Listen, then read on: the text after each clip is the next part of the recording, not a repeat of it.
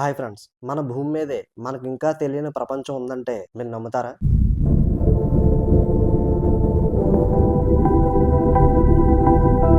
భూమి ఉపరితలంలో 70% సముద్రమే అయినా దానిలో 95% లోతైన సముద్రం ఇప్పటికీ పూర్తిగా ఎక్స్‌ప్లోర్ కాలేదు.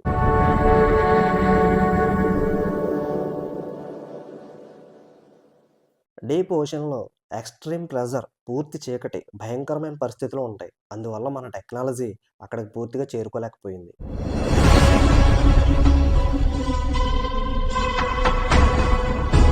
అంటే మన భూమి మీదే కొత్త జీవులు, కొత్త వ్యవస్థలు ఇప్పటికీ దాగి ఉన్నాయి.